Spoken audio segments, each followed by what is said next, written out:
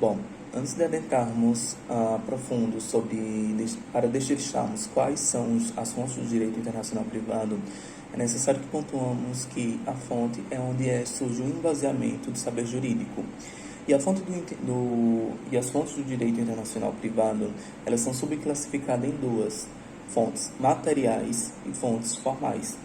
As fontes materiais são aquelas fontes que antecedem a criação da norma, são contextos favoráveis que é utilizado para a criação da norma, como, por exemplo, fatos históricos, fatos sociais, fatos econômicos.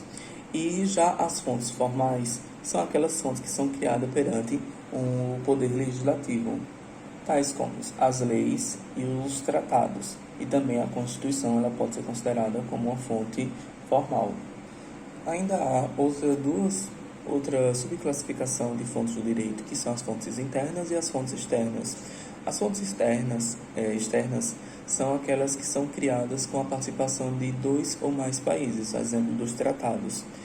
E no caso das fontes internas, são aquelas criadas em vigência do seu próprio país, como as leis.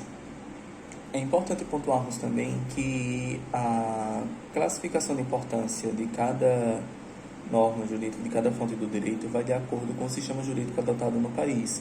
Sendo o civil law, ele deve tender a um sistema jurídico um pouco mais dogmático. Já, por exemplo, como o law, os costumes e a jurisprudência se sobressaem. Sobre a aplicação das leis como fonte do direito internacional privado, nós precisamos destacar que nos países, principalmente os países que seguem a tradição romano-germânica, as normas escritas se sobrepõem tanto aos costumes quanto aos tratados.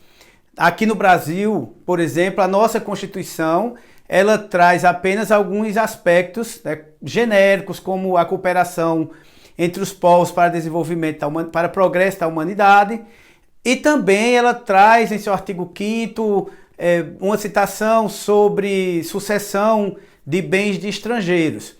E temos, para o direito internacional privado principalmente, os artigos 7º a 19 da LINDB, que trata do assunto no direito internacional privado. Então, temos aí um leque de outras normas, como é seguido na maioria dos países, que outras leis vêm dar suporte às decisões dos juízes para cada caso concreto. Lembrando que, para a aplicação das leis estrangeiras, ao caso, os juízes devem se ater ao que diz as leis nacionais, porque é preciso observar se aquela norma, se ela foi recepcionada pela Constituição, ou se ela é inconstitucional do ponto de vista local. Essa aplicação da lei estrangeira para os casos, ela não pode ultrapassar em desfavor o que as leis nacionais colocam para cada caso. Então, os juízes precisam observar essas situações para poder fazer suas aplicações.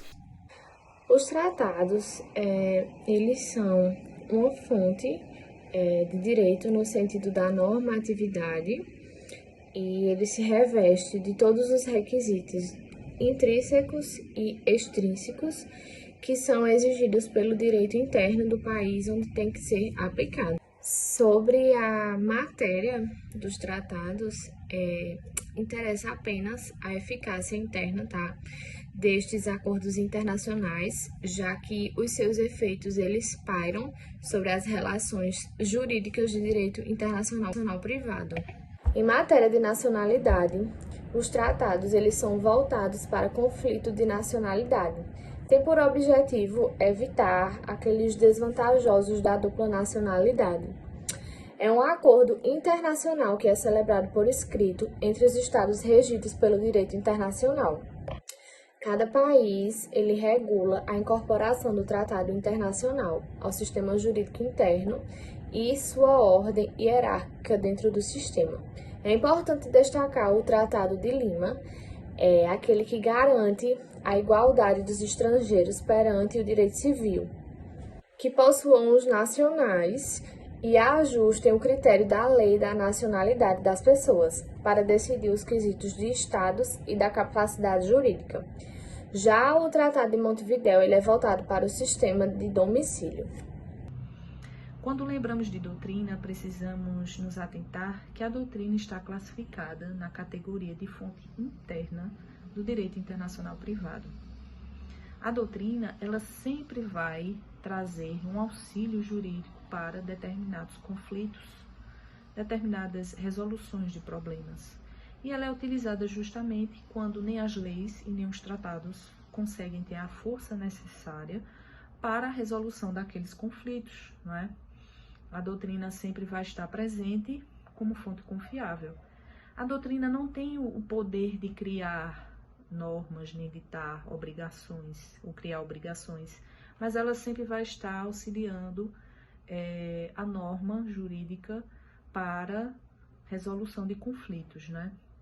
E quando lembramos de doutrina, podemos citar dois documentos de entidades científicas internacionais, como é o caso do Instituto Detroit Internacional, da International Law Association, da Conferência de Haia, de Direito Internacional Privado, e a Conferência Especializada Interamericana de Direito Internacional Privado, mostrando assim que a doutrina sempre vai estar presente, buscando sempre auxiliar as leis e a norma jurídica, melhor dizendo, para a resolução de conflitos, buscando assim um melhor caminho sempre.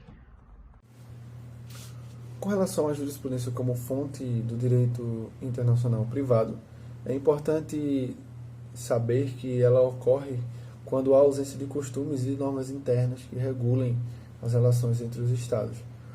Na Europa, especialmente na França, a jurisprudência se desenvolveu de tal forma que consegue nortear os juízes em suas decisões. Já os costumes, como fontes do direito internacional privado, ele normalmente ocorre com uma prática e uma experiência que vai se repetindo e acumulando ao longo do tempo, fazendo com um certo vínculo praticamente automático, com força de norma jurídica entre os países. E ele normalmente ocorre com dois requisitos, que é o material, e ocorre externamente, que é a troca em si, a experiência em si, a prática em si, e também o interno, que é o subjetivo, que é a fé e os países acreditando que essa troca vai ser sucedida, que vai ser repetida, que é uma questão subjetiva interna de dentro do próprio país.